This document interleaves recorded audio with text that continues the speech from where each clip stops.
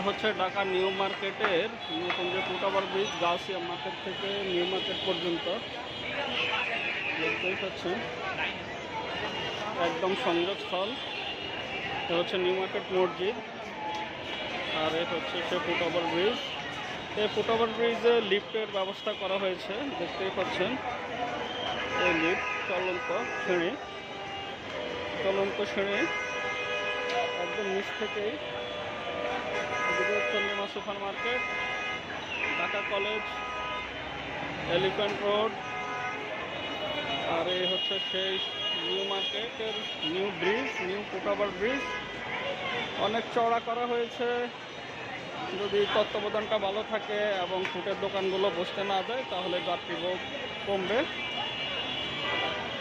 মূলত এই ফুটওভার ব্রিজে যাত্রীদের দুর্ভোগ বেড়ে যায়, কারণ এটা এই যে এখনই সেটা অর্ধেক ফুটের দখলে চলে যাচ্ছে।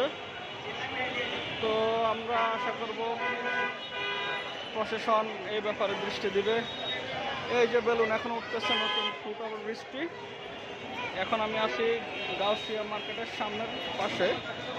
এখানে এক পাশে সিঁড়ি করা হয়েছে, এই যে ডাইরেক্ট নিউ মার্কেটের নুন ম্যানশন মার্কেটের ভিতরে একদম ব্রিজ ঢুকে গেছে।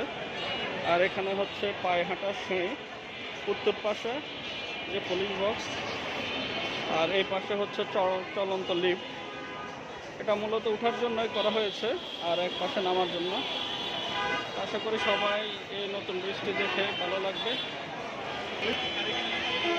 এই ব্রিজটি বাইক থেকে দেখতে মোটামুটি এমন,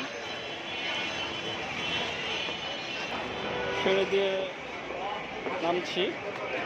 অনেক সুন্দর করা হয়েছে, নিচের পাটাতন টাইলস করা। সামনে আস্তে আস্তে এখানে অনেকগুলো দোকান করা হয়েছে ফুটওভার ব্রিজের নিচে।